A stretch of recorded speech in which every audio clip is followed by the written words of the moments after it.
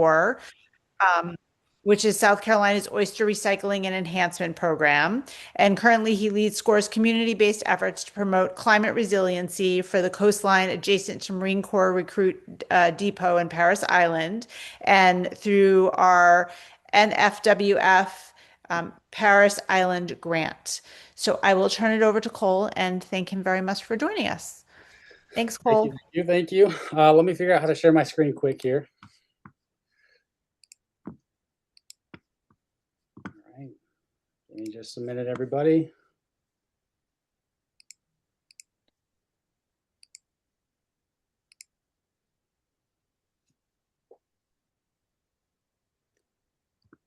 Now, do you guys see my speaker notes as well, or do you guys just see the presentation? Speaker notes. Yeah, speaker notes too. Okay, let me figure that out really quick. Yep.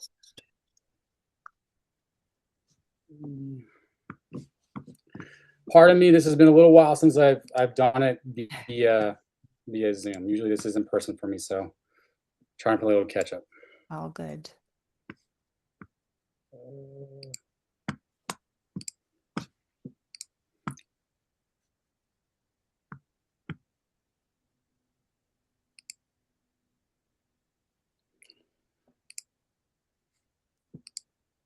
Well, dang it. Okay, there's too many options. Yeah. If you're, oh, that looks great. We'll do it this way. You'll just have to mind me as I read from my notes instead. So, Okay. Thank you for that wonderful introduction. And if I may, just start my talk off by saying thank you right back. Thank you, Nikki, for sticking with me and getting this date and getting this put together. Admittedly, I was not always the best person at responding, but thankfully she stayed with me, even though it took me 2 weeks to reply to some emails. So thank you. Thank you, Kiffin, for kind of getting the ball rolling on this and getting that initial meetup between us so that we could do this. And then thank you to all of you guys. Thank you for giving me your time and attentions on a Wednesday night, on a work night for a lot of us. I sincerely appreciate that.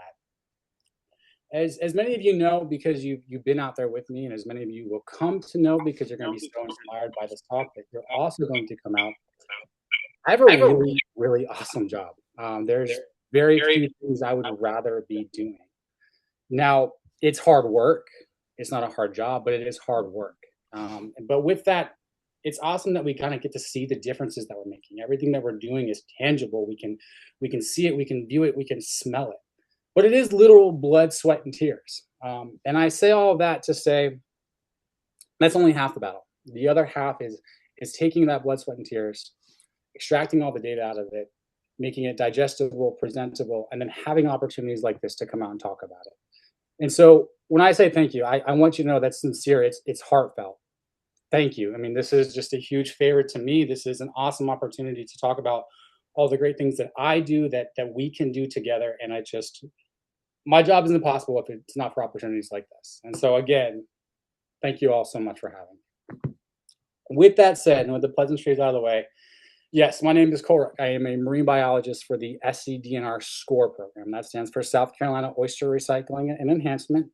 And yes, we are DNR. We fall under the Marine Resources Shellfish Management section. And as our name entails, we are the oyster boys, oyster guys, some of us oyster grandpas. To make really, really simple of my job, we take recycled oyster shell, with volunteer support, we clean it, package it up, and put it back out into our marine estuaries and salt marshes. And that really, really simple process does extraordinary things because it changes these habitats. It makes them healthy, productive, and thriving habitats. And so before I talk about how we do that, I would like to talk about where we do that at, those marine estuaries and salt marshes. Because I think it's an environment that's not necessarily misunderstood. I just don't think it's fully understood. And I know that sounds silly, but I give this talk to colleges from all over the country, to high schools, to middle schools, to environmentally focused groups such as yourself, to hell, anybody that will listen. We give them this talk. And I pose the question, what is an estuary? and we get answers over here, answers over there. Some are really close. Some are like, wait, you're in a marine biology graduate program? That's what you think an estuary is? Um, and it's just something that I have a slight issue with, because when I offer that question, the answer that I get is estuaries are where rivers meets the sea. And yes, that's technically correct. My argument is that's where an estuary is, not what an estuary is. And so if you get anything from this, and you're going to learn about oysters, but I also want you to learn how incredibly important that environment in your backyard, those estuaries and those salt marshes. And so before I talk about SCORE, I'm going to talk about them. I'm going to talk about what they look like, what they sound like, what they feel like, how we have used them as a resource, and just kind of give some of those histories in that build up to what we have now. Well, so the reason why I have a job is slowly how they've declined and what we can do to reestablish them and rebuild them. So tonight we're going to have a history of the estuaries. We're going to understand the resource, and then we're going to talk about how SCORE plans to save it one shell at a time. So welcome to the estuaries and salt marshes of South Carolina. If you go just by that definition of where the estuaries meet the sea, we have roughly 350,000 acres of salt marsh here in South Carolina. That's absolutely massive. That's 20% of the whole country, which is just crazy to think about, because South Carolina are really a relatively a small state. To encompass that much is quite extraordinary. There's 2,800 miles of tidal coastline. That's that's huge. I mean, that puts us at more estuarine coastline than it does beach coastline. And that's because we have tides pushing salt water in and out that creates these winding little streams and creeks through it. So yes, estuaries are places where fresh water from the rivers meets the salt waters from the ocean. And with that, it creates this dynamic and constantly changing environment. You've got tides pushing salt water in, rivers pushing fresh water out. And the balance between those two forces changes throughout the day and throughout the season, and even with the rainfall. And because of that mixing, estuaries are incredibly rich in nutrients, and that nutrient exchange is what really fuels this entire food web. So here in South Carolina, we have that 350,000 acres of salt marsh, which is 20%.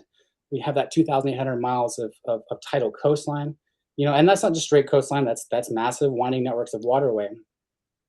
So what does it look like? Well, when you look out at the South Carolina marsh, what you're really seeing is a system dominated by spartanigers. We have that marsh grass. That grass forms these dense fields that cut through and along those creeks, and you'll find those oyster reefs, which create structure in that system. And here in South Carolina, we're really unique because our oysters are intertidal. What that means is they grow outside of the water. They're not subtidal. They're not fully aquatic, where just about every species of oyster outside of South Carolina is. And so that's a really unique feature of that. And then, more than that, we have that bluff mud here in South Carolina. That was a rude awakening for myself when I got hired about 2 years ago, and I came out and was looking for all that sand, but we don't have that here. We've got that pluff mud. And while it's not fun to walk in and to work in, it's so nutrient dense. As a biologist, it's so important.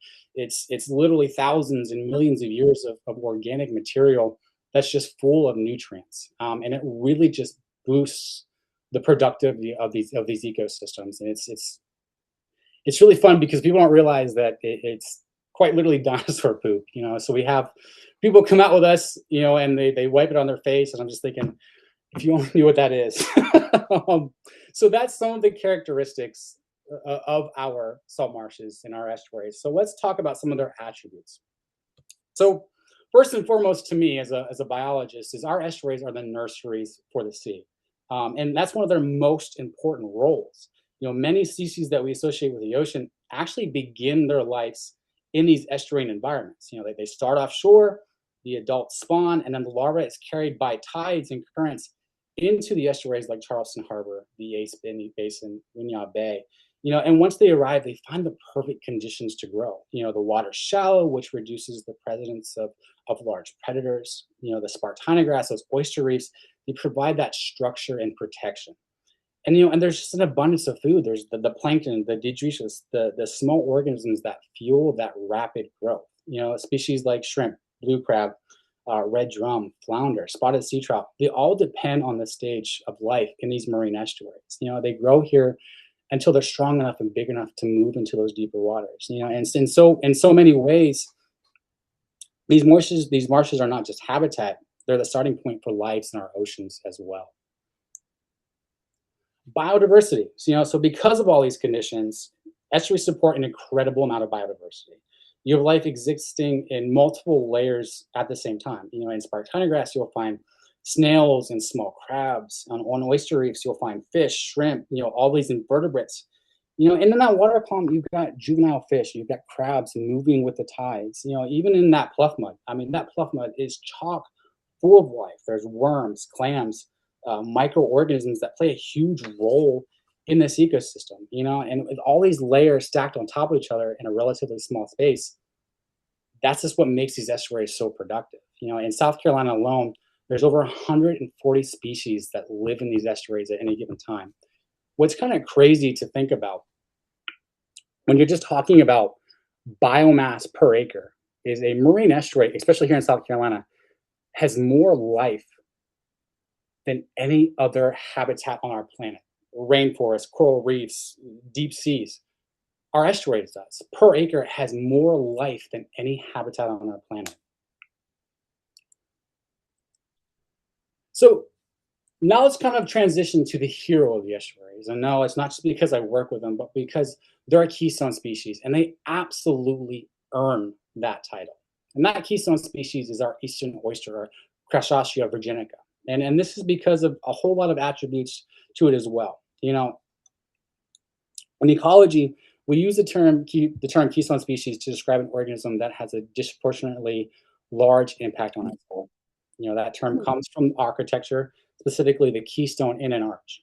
In South Carolina, estuaries, oysters are those species. They do far more than just an existing ecosystem. They actively shape it. They filter the water, they create habitat, they reduce wave energy, and they support entire food webs. Without oysters, the system doesn't function. It literally collapses. And so let's talk about that. Let's go in deeper into all of those to kind of paint that bigger picture of why it's the hero of the estuaries. So first and foremost, oysters are filter feeders. A single adult oyster filters about 2.5 gallons of water an hour. Depending on tide cycle, that's about 50 gallons of water a day. When you think about the fact that there's thousands and hundreds of thousands of oysters on a healthy reef system, that number quickly reaches millions and billions of gallons filtered every single day. With that, you've got clean water, clear water, water that's free from the particulates that irritate fish's slime barriers, irritates their gills. They have well oxygenated water. You have a balanced pH. You have all those conditions that living things need. So you start cultivating all that life because of that water filtration. It's also very, very important, especially here in South Carolina, is that storm surge and flooding protection. When we think about protecting our coastlines, we often think about seawalls and bulkheads, but those structures reflect wave energy instead of absorbing it, and that reflected wave energy actually increases erosion, mainly against that marsh's edge because it just pushes it, and that has to go somewhere. They're also extremely expensive and temporary. It's always amazing to learn. People talk about, oh, why don't they just build a seawall? It'll last longer. I was like, well, they don't really last that long. And people are like, well, what was it, 100 years? No. 50 years? No. They barely last 20 years. And that's with yearly improvements and fixing areas, because they're just taking a beating from that wave energy. Where oyster reefs, they work differently. They absorb that energy, they dissipate it, and studies show that they can actually reduce wave energy by 50 to 90%. And unlike seawalls, they grow over time. Instead of degrading, they actually become stronger. So I have a nice little video that kind of highlights that. It's going to work for me here. So what you're seeing is juvenile oysters. They come down, they attach themselves to other oysters, and they continue to build that reef system. And as you see, it grows with sea level. So as sea level gets higher, so does that oyster reef. and it pushes all those incoming waves and absorbs them.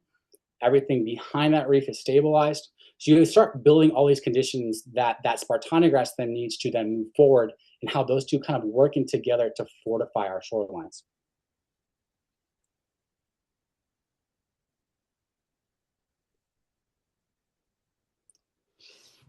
Fisheries. So this is also very, very important for us here in South Carolina. You know, South Carolina estuaries support a wide range of fisheries, you know, both economically and culturally important. You know, species like shrimp, blue crab, oysters, red drum, flounder, you know, spotted sea trout all depend on those estuarine habitats at some point in their life. You know, for many people on the coast, these fisheries are more than just an industry, they're a way of life.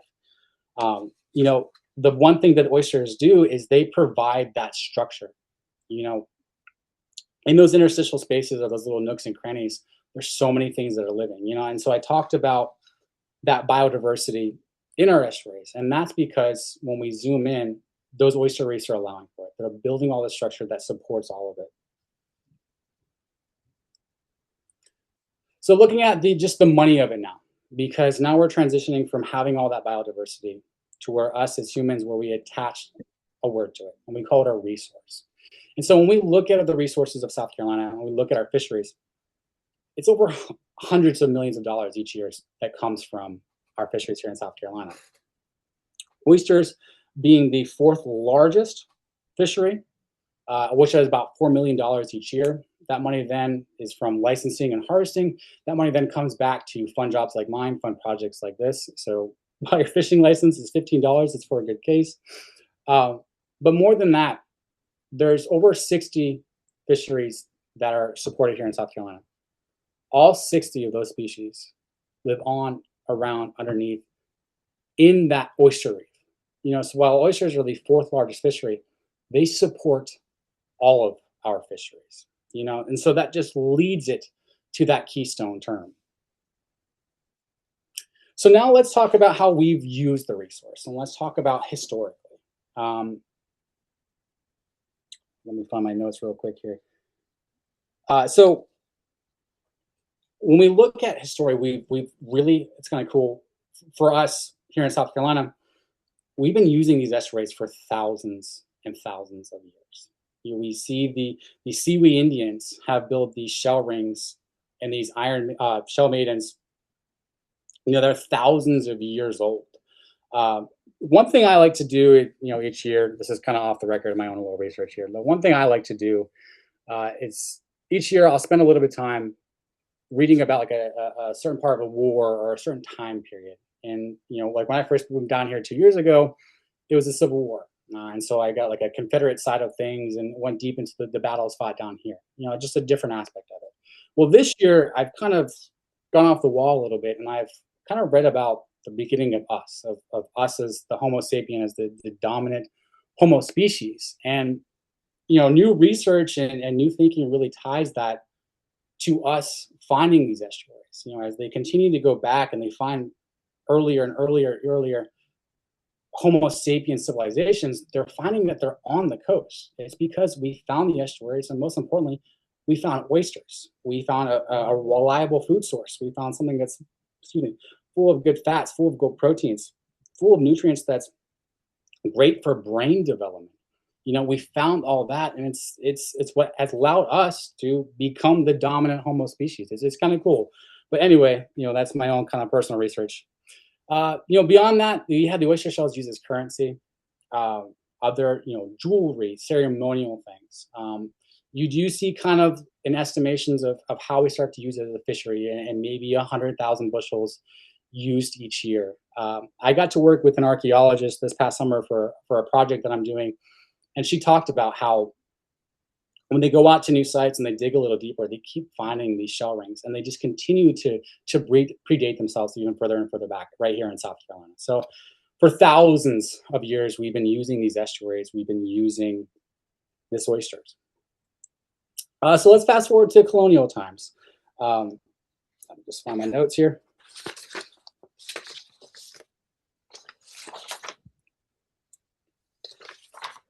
So when we get to the colonial times, we start kind of more of a large-scale fishery starts to establish itself. You start to see that there's, you know, records of 300,000 bushels being harvested each year. You know, it becomes a staple of a diet.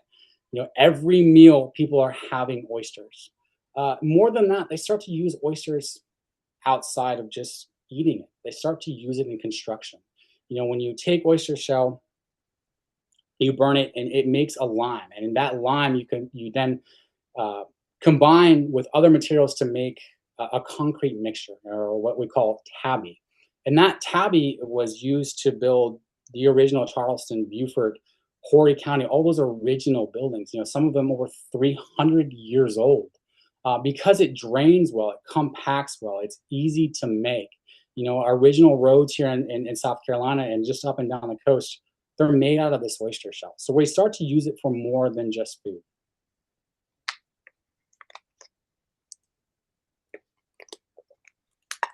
This is a different note, but I think it's important because during the colonial period and into the 1800s, much of the labor in coastal fisheries were carried out by the enslaved Africans. You know, these individuals brought with them a knowledge of coastal environments, tides, and resources and harvesting.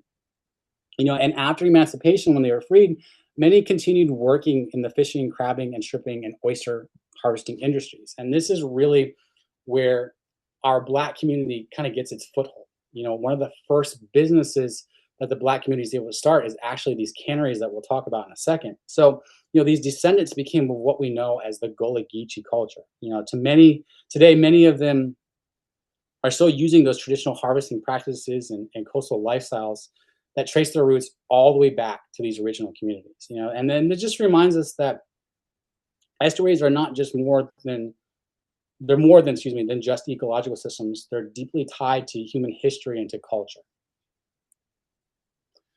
So, welcome to the industrialization age and the build up to the downfall. You know, by the late 1800s to early 1900s, oysters really become a major commercial industry. You start seeing them transport oysters to neighboring states, not quite far enough yet. But what we're seeing is the building of canneries. And what canneries are is where they would take oysters, they would take out the actual oyster meat of itself, put it in the can, and they would transport it over. And portions of that was also selling raw oysters. And so what happens is the invention of ice and eventually the ice machines, and that completely changes the game because we go from 600,000 bushels harvested to 900,000 bushels to 1 million to 2 million to 3 million. And with that, we have this booming industry here in South Carolina, especially in Beaufort County. It becomes the sixth most profitable business in the United States. Seemingly overnight, Beaufort County becomes the fourth wealthiest county in the United States, you know, and it's amazing how entire communities were just built from these canneries, you know, but, you know, those numbers I said that 2 million oysters, 3 million oysters harvested each year, you know, that's not sustainable. And so what we do have is we have the build up to the downfall, unfortunately. You know, this is kind of an interesting picture. So this is from the Chesapeake Bay. This is not from us here in South Carolina. And what you're seeing is about 1 million oyster shells. What's crazy to think about, in South Carolina, we are able to harvest commercially about 100,000, you know, and that's just how far the resource has fallen. So we get to the depletion of resources and the collapses of business. You know, at its peak, South Carolina was harvesting over 3 million bushels of oysters annually. You know, to meet that demand, entire oysteries were removed. You know, not just the oysters, but the shells as well.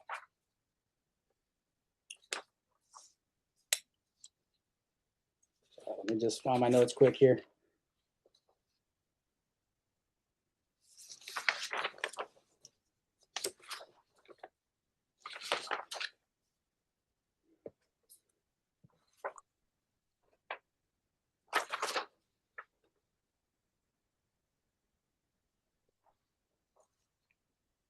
But we're losing the shells as well. And so what you end up losing is you end up losing the ability for oysters to reestablish themselves. You know, so in the 1950s, they start to realize, hey, this is a big problem. We need companies to start putting out that shell so that these oysters then can reestablish themselves. But unfortunately, it's too late. The source has already been depleted, and by the 1950s, we start to lose those canneries. By 1986, all canneries are closed, and the idea is to then let Mother Nature do its work. And what I mean by that is they create state, commercial, and recreational fishing grounds. And the idea is that if we just allow people to harvest here, and if they put the shell back here, that shell will then help rebuild the oyster reefs around them. Unfortunately, that doesn't happen. And we just continue to exacerbate the problem. And for many, many, many, many years, there was no commercial fishing of oysters because it just couldn't get that foothold. It couldn't reestablish itself. And now we have a new issue.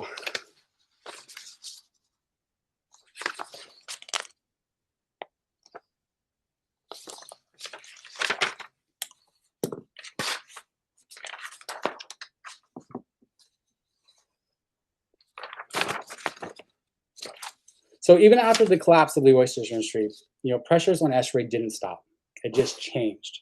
And over the past several decades, South Carolina's coastal population has grown rapidly. When people moving to the coast means more homes, more roads, more infrastructure. Much of this development occurs directly along those estuarine shorelines. And today, natural marsh edges are replaced with bulkheads, seawalls, and hardened structures. And today, in some areas, over 35% of the shoreline has been altered. While these structures may protect individual properties, they often increase erosion and damage surrounding ecosystems. So what we're doing is we're building on top of already depleted resource. This is just a really good image that shows how dramatically these shorelines can change over time. What was once a natural marsh edge has become hard and altered. You can see lots of natural habitat and the shift in how the shoreline functions. And this is happening in so many areas along the South Carolina coast. Which has brought us to where we are today with two major issues. That first issue is limited substrate for larval oysters. So let me give you kind of a life cycle of oysters quick. So oysters are hermaphroditic. And what that means is when the water reaches about 69 degrees, they'll release egg and sperm. As oysters get older, most of the times they become female, but they can kind of change intermittently. So they'll release that sperm and that egg, and that meets up in the top of the water column. And there it sits for about 2 weeks. The oysters finally form, and they become what's called pedibelliger swimmers. They're up there pushing around.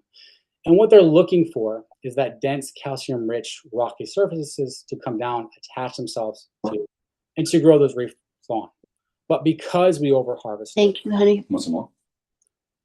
Because we overharvested, because we never allowed for those oyster reefs to reestablish themselves, and because when we did have baby oysters that were trying their very best, that pluck mud continues just to push them over, and we have what's called sedimentation. So now we've got no surfaces for them to come down and attach themselves to, and there's no reestablishing.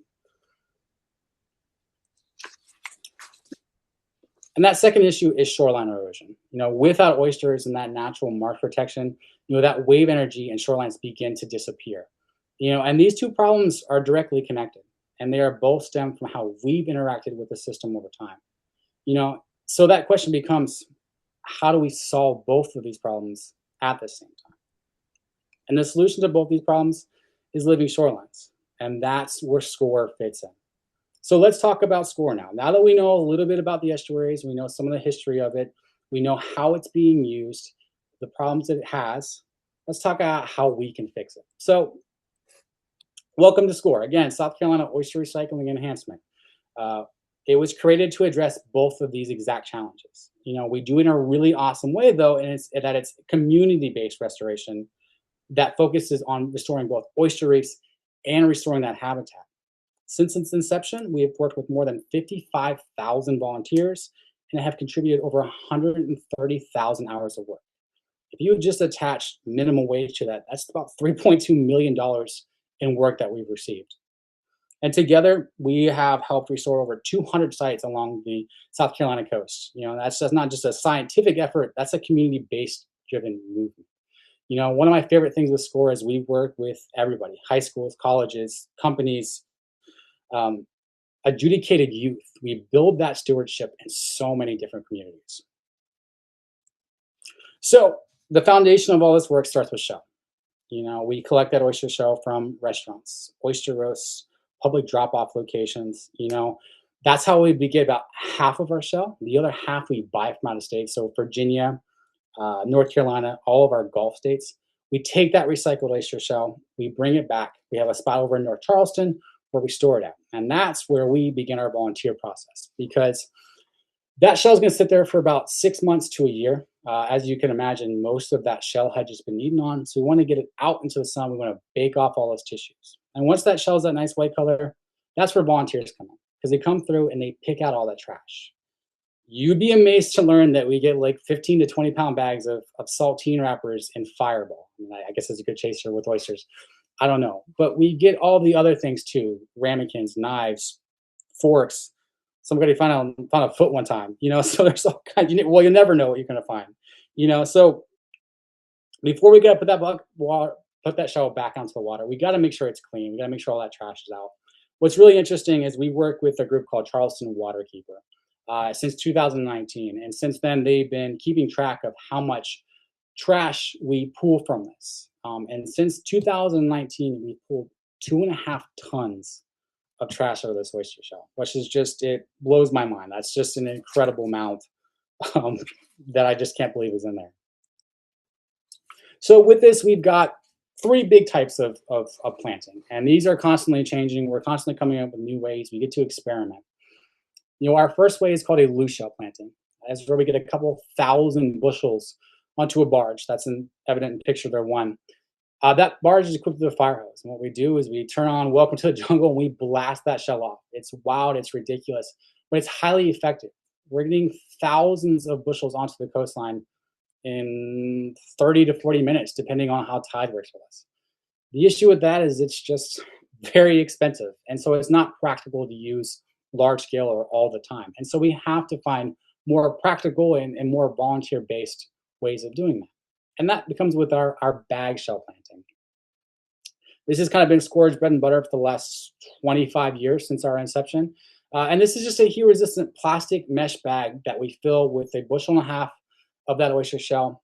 We put out into nice long rows, as you can see, onto the coastline. And the really nice thing about this is it starts to give it that hard structure. That shell is just not going to go everywhere. It's together. It's going to stay there. It's heavy. It allows for those oysters to come down and recruit onto that.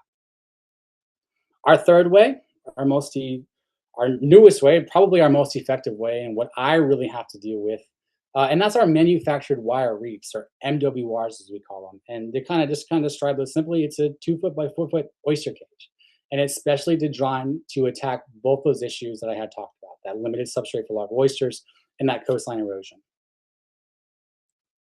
So how does this all work? Well, what you see here is MWRs. Again, that's what I work with primarily, so that's what we're going to talk about. What we're doing is we take these MWRs, we put them out into a checkerboard pattern. That just helps with wave energy as they try to establish themselves. As you can imagine, those waves are heavy and they push and they move these. So putting in that pattern, it helps with that a little bit. So we put them out into the intertidal zones of our coastline. This is just an area where those MWRs will be fully exposed during low tide, fully submerged during high tide. During that high tide cycle, when that MWR is fully submerged, that salt water is going to mix with the oyster shell. And it's going to start to break it down. And in doing so, it releases a chemical called calcium carbonate. That calcium carbonate then leaks up to the top of the water column where it meets those free-swimming larval oysters. And that's where the magic happens, because they'll come down, they'll attach themselves to that, they'll encrust themselves on every surface of that MWR. They'll start soaking up the calcium and they'll build their own shell with that. Now, here in South Carolina, our oysters are called gregarious settlers, or aggregate builders. And that's just a fancy way of saying they like to build on top of each other. So as that initial layer comes down, another layer will pick on top of that, on top of that, on top of that. And they'll continue to have that vertical growth. With that vertical growth, you now have a natural seawall, or a natural wave break. And so what I mean by that is all that wave energy that would traditionally go up and smack against that coastline you see and continue to pull it off is now smacking against that oyster reef. And it's hitting it like a brick wall. Everything behind that reef is now stabilized. Now, during high tide cycle again, when that reef is either partially or fully submerged, tide's going to push mud and dirt and sediment and all kinds of things up and over the reef. As that tide then draws back out, all that sediment hits behind the reef is now trapped. We now have sediment deposition. We are restoring the surface area behind the reef. With that restored surface area, it allows for that spartina, that marsh grass, to then grow seaward, and the root matrix of that plant is dense and thick and strong. And that, in conjunction with that oyster reef, fortifies our shorelines, and thus is the premise of our living shorelines. And so this is a really good spot because it's a good case study of all the conditions that we're looking for. And so if you see here in the front, we have very, very limited cluster of naturally forming oysters. In the back, you can see that we did a shell planting that just needed to be supplemented with something because it just wasn't taking a foothold like we would like. You see considerable amounts of erosion, at that escarpment where the spartina is. And this is kind of a better picture, I hope. You see what that top-down erosion looks like. And what I mean by that, again, is water comes down, it smacks the bottom underneath those roots and continues to pull it out where it just sloughs off, it falls over, and that continues to fall back. And you also see the receding of the spartina grass. Now, I know that's not quite as evident from this picture, but you'll see in a second what it should look like. And so just for your note, this was taken April 22nd, 2024. And this is what it looks like last year, but when we took our last two pictures. And what you're seeing is that vertical growth of the oysters. That whole MWR is encrusted. Those oysters now building that first row of that reef. And this thing is just going to get bigger and bigger and bigger. I've seen some of them that are 4 feet tall. You see the accumulation of sediment behind the reef. We see that restoration factor that we're looking for. And then you see the growth of that spartina grass. It's now moving forward. It's now fortifying and working in conjunction with that oyster reef. So, here's the same MDURs, taken a year and a half apart. I should say that this is slightly atypical. Typically, we expect the oyster reefs to be fully encrusted in about 3 years. This is down in my project in Beaufort County where we have a bit of a honeypot of these oysters there, so it grows a little faster. But, as you can see, eventually you don't even see that MWR anymore. It just becomes that natural part of the reef.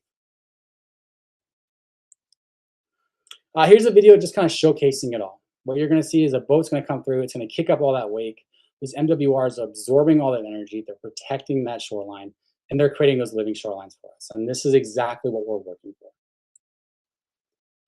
So just kind of talking about the living shoreline concept, and what we're doing is we're making these green techniques. And what that means is we're using animal product or byproduct to make some sort of structure that helps with that erosion mitigation. Instead of using those bulkheads or those seawalls, which are gray structures, harder structures, we're doing something naturally. We're working with nature instead of against nature.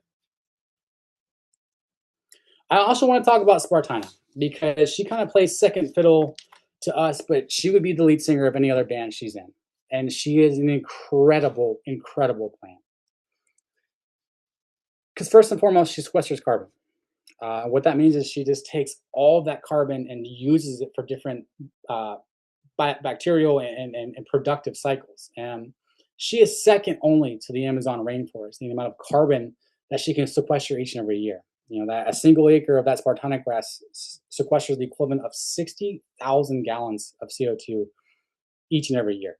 That's just ridiculous. That's amazing. And to think we have that right here in our own backyards. It's also a nursery habitat for shrimp, blue crab, red drum, and flounder. So it's also aiding with our fisheries and aiding with the synergy with those reef systems. It also filters our water. It filters heavy metals and other toxic materials and, just lack for a better word, crap.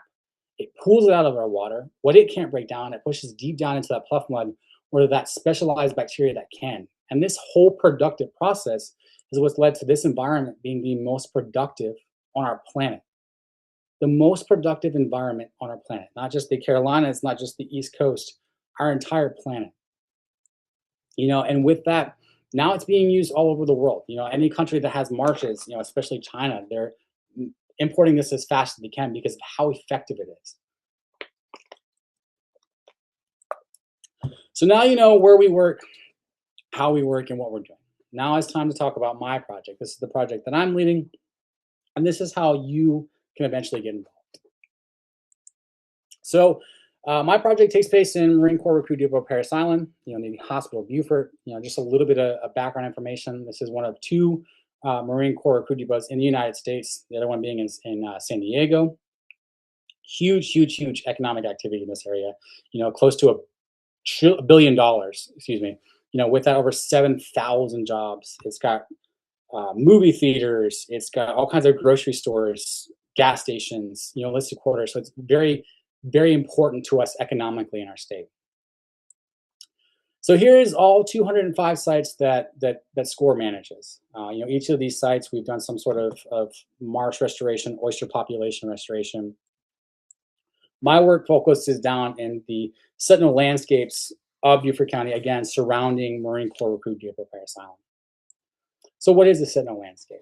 It was officially designated this in 2023.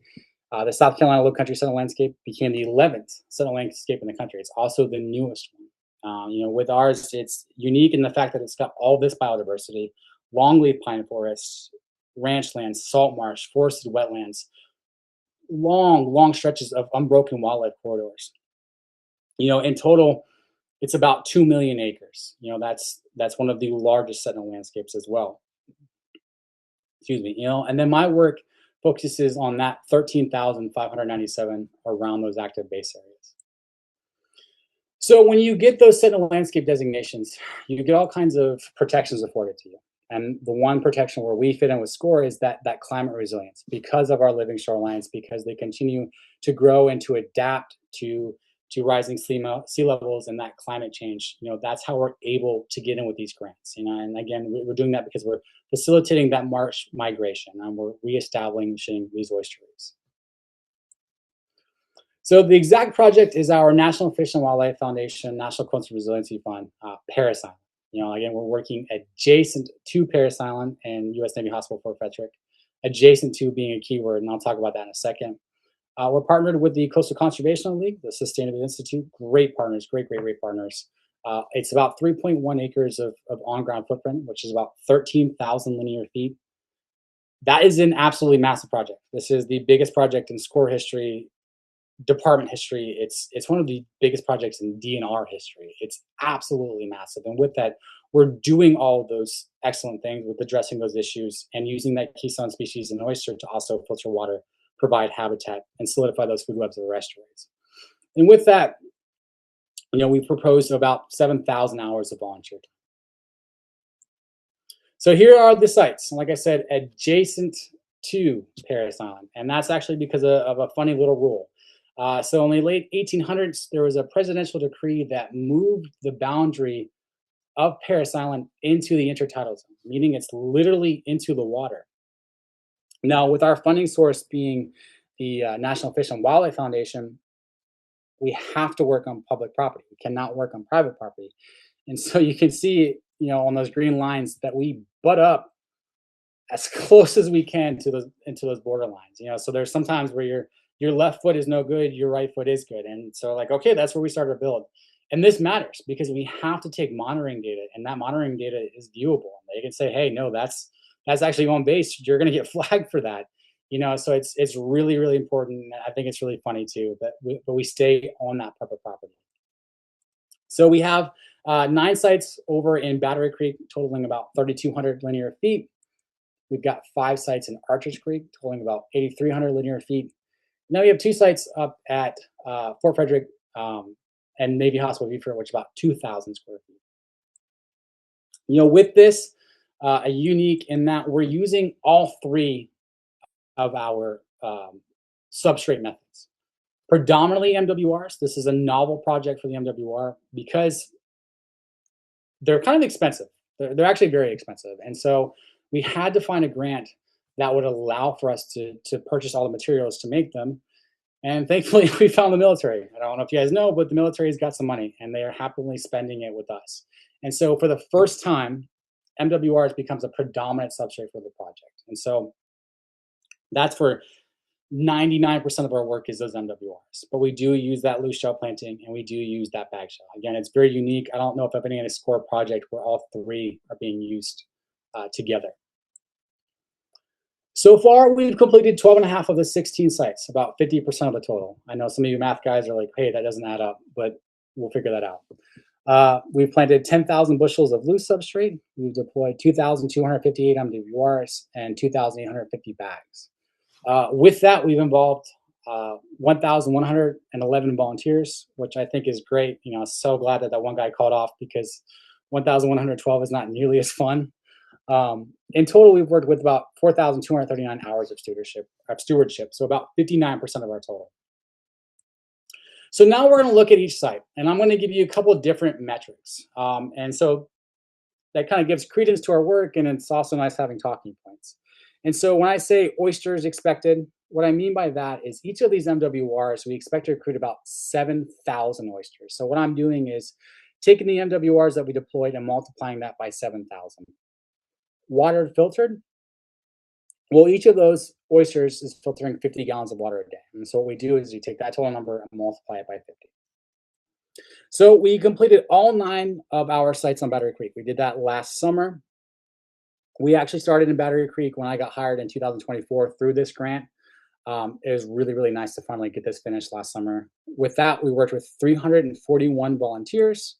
We deployed 1,320 MWRs. And we expect to have about 9,240,000 oysters. Each of them filtering that 50 gallons of water. It brings it to 462 million gallons of water filtered every single day. Welcome to Fort Frederick and Navy Hospital Beaufort. So again, a really, really, really unique site. With us having to work on public property, that means 99.9% of the time, we're off somewhere in the wild, in nature. We're not around anything recognizable. You know, with this, we change that a little bit. We now use that living shoreline method of restoration, stabilization, and fortification, and we just use it to save a natural historical site. And that's Fort Frederick at Navy Hospital. So let's talk a little bit about that history quick. So Fort Frederick, built in 1730, is the second oldest tabby fort in the United States. Not a lot of good things to say about the fort itself. You know, it's often said, if you see the enemy, head for the hills because the fort won't protect you. They would ring the bell too loud and entire walls would come off. They would practice firing the cannons and entire walls would come off. So whenever it could change hands, it could. And it saw action in the American Revolution, Spanish-American War, the Civil War. And like I said, when it could be given up, it did so happily. So history of the fort itself, nay. History at the fort itself, yay. There's a lot of amazing things that happen here. So January 1st, 1863, the Emancipation Proclamation is read for the first time here at Fort Frederick. And what this did is it freed the slaves. And in doing so, it allowed for the first regiment of African-American Civil War soldiers. I mean, that's what the movie Glory is based on. A lot for that first unit, the first South Carolina National. And then that woman right next to it, that's Harriet Tubman. She actually worked here under Confederate occupancy, where she worked as a spy. And then when the Union took it over, she actually lived and worked here as a cook, you know, doing several other jobs. But Harriet Tubman actually lived and worked here at Fort Frederick. So it's just kind of cool. We're now transitioning to protecting historical sites, and this is, like I said, novel. This hasn't been done anywhere before, so we've kind of become that initial case study for this being used up and down the coast, which is really, really, really cool to be attached to that. So Fort Frederick, we completed this all last summer. Did not think that was going to happen, but we had some of the best volunteers. They came out, we rocked this. We worked with 181 volunteers to do so. We deployed 200 MWRs.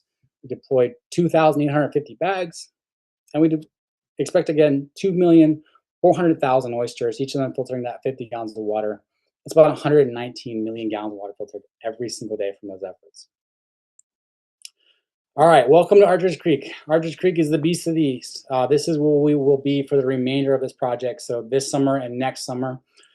In doing so, we've completed about 2.5 of the 5 sites. This is a much, much, much, much bigger undertaking. Like I said, it's about 8,300 linear feet which is more than just the other sites combined. So far, we worked with 156 volunteers. We deployed 738 MWRs. This number is going to jump up tremendously. With that, we expect to see about 5 million oysters, each of them filtering that 50 gallons of water a day. We expect to see about 258 million gallons of water being filtered every single day. All right, welcome to the end. Thank you guys for bearing with me a little bit. It kind of threw me off not having my notes, so I do apologize for that. But welcome to the end. And the end is going to be slightly dramatic, so bear with me here. In my professional career and then through my college career, I've listened to a lot of people talk, and I do take home some of that information, things that really hit home with me, or I just find just very, very important to the work that I do. But if we're being honest, as soon as you walk out of the door, most of the information is gone. What I found really, really, really helps me is when I read it and say it out loud. That's how it hits home for me. That's how I get it to store. And so what I'm going to ask you guys to do, and by ask, I mean you have to, in just a minute, we're all going to unmute. And we're going to read just that top section together, just from the globally to the planet. Because I want us all to say it out loud. I want us all to hear it because I want it to hit home for you as well. And so what we'll do in a 3, 2, 1, we'll all unmute. We'll read this together. So if we could in 3, 2, 1. Globally, 85% of oyster reefs have been lost, making oyster reefs the most impacted marine habitat on the planet. Native Native oyster oyster reefs should be Okay, recognized as an important habitat next to priority for habitat management and management and conservation. conservation. For habitat management and conservation. Conservation. The most impacted marine habitat on our planet. A habitat that I told you tonight filters your water. It provides the structure for all that biodiversity, for all those fisheries. It protects your home from flooding, from storm surge. It sequesters carbon. And maybe most importantly, it's what makes this place feel like home. So when I say to you, come out, come volunteer, come get dirty, come be a part of this, I want you to do it not because you have to, not because it's your responsibility, because you live here, because it's your birthright as a South Carolinian, but because you want to, because you want to give back to an environment that's already given so much to you. And so thank you. Thank you. Come get involved. Take a picture of this. You can scan it. It has all of our events on this. Send this to your friends. Send this to your family. Hell, send it to your enemies. I don't care. Let's get people out here. Let's get the people building that stewardship together. Let's fix our oyster reefs. Let's fix our estuaries. They need us. So let's do it. Thank you, Cole. And with that, we have any Absolutely. questions? And I put the links, both the one that we're doing on April 21st, as well as all of the ones that share all of your volunteer opportunities. Did I lose you all? No. Okay, because something's wrong with my screen. I'm just going to keep talking. So both of those are in the chat.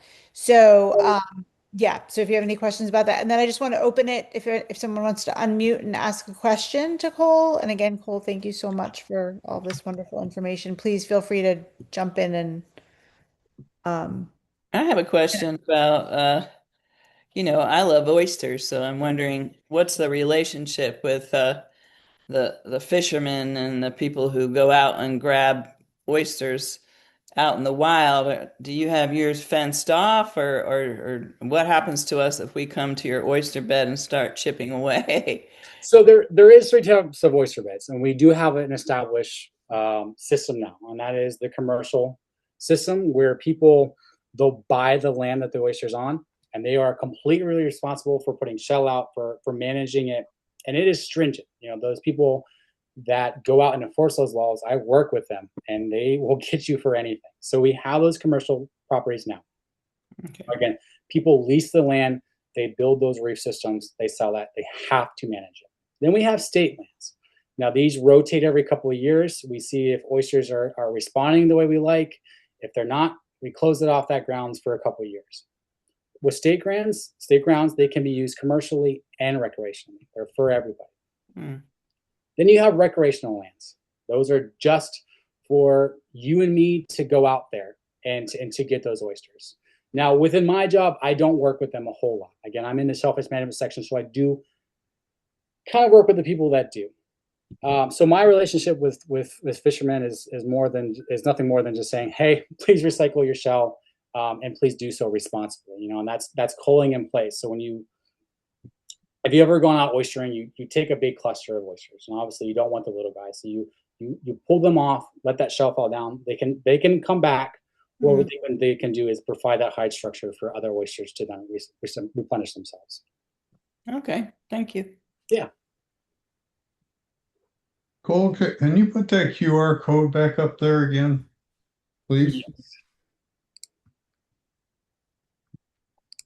Nikki, I don't see any links in the chat. There should be two right there. It says a volunteer opportunity on April 21st. Hmm. Can anybody else see them? I can. Yes, it's there, Nikki. Okay. Yeah. If you're having trouble getting them, just email me and I'll forward them to you happily. Okay. So, and these registrations are going to go directly because I didn't do this registration. Cole set this up. So if you all want to like figure out a way so we know who's going, we can do that. Just if because there won't be any way to know who's signed up. Does anybody else have any questions before we call it an evening? I don't have a question, but I would like to I'm Kiffin English, and I met Cole last year, and I did go down and help with deploying the MWRs. Sometimes I like to go help build them over at Fort Johnson, which is another aspect of being able to volunteer. Building the actual MWRs, the manufactured wire reefs that they're making. But we put them out, and I wanted to encourage you that the pictures show young people and older people, and it can be all different ages. You do need to have some physical strength to do it, but there are a lot of people that are older, they're out there too. So they have different groups that come through. When we were working with some AmeriCorps people, but we also had other people that were, I'm 60, so in that age group too. So I just want to encourage you that if you don't feel like you can actually deploy the MWRs, then at least go make them, and so that they have them to deploy. But also don't think just because you're age that you can't deploy if you have the ability to move around and lift things. Could you address that a little bit, Cole? Yeah, absolutely. I mean, the way we do it is we get everybody involved. You know, we find a job that suits your needs. You know, there is the heavy lifting part, but there is also just using the hog ring gun to close the cages, and we have elementary school kids do that. So absolutely, we can get you out there. We can get you a job. You know, it doesn't matter. Yeah, so absolutely, we can put everybody to work that wants to come out and volunteer. It's very rewarding. You feel like you've really made an accomplishment, and it's really fun when they tell you how much it's going to filter, of what you put out that day, of how much water it's going to filter. That's really exciting. But thank you so much for this presentation, Cole. Thank you. I don't know if you were here in the beginning. I did set out a thank you to you as well, but well, thank you. Yeah, Kevin, that's really helpful too. And Cole, can you just like if people are going to register, whether they register, if specifically on April 21st, what could they expect, and like what should they bring, and what should they? I'm sure some of that's taken care of in the thing, but just so people know what they're signing up for, I guess. It's going to be an MWR fabrication. That's where we build these MWRs. Really, to bring a water bottle, bring some clothes that you don't mind getting dirty or ripped up a little bit here or there, just because we do work with that galvanized steel and it can be prickly. That's about it. You know, bring closed-toed shoes, bring a good attitude, maybe some music suggestions. We have a good time out there. You know, it's almost like a performance, really. We put music on, we dance. It's fun. It's meant to be fun because we want you to come back. We want you to enjoy what you're doing. And I think that overall message it sticks so much better when you have a smile on your face. And I know that sounds silly, but the proof is in the pudding. We are the largest state-funded government project in the country. And that's because we have this, you know. So yeah, absolutely. Clothes you don't really care about and closed-toed shoes. That's it. And a water bottle. Water bottle. Perfect. All right. Well, thank you. Thank you all. If there's no more questions, thank you all for joining us. Nicole, again, thank you so very much. Look forward to seeing you. I can't believe it's going to be April next month already. Oh, it's crazy. Yeah, it is crazy. So before the real heat hits, that'll be good too. So we won't be out there in hopefully lovely weather. So I hope to see some of you out there. If you have any questions or whatever, get in touch with me. I can always forward information to Nicole. Yeah, and again, thank you all and have a wonderful night. Thank you. Thank you. Care. Pennsylvania, I love you. Bye.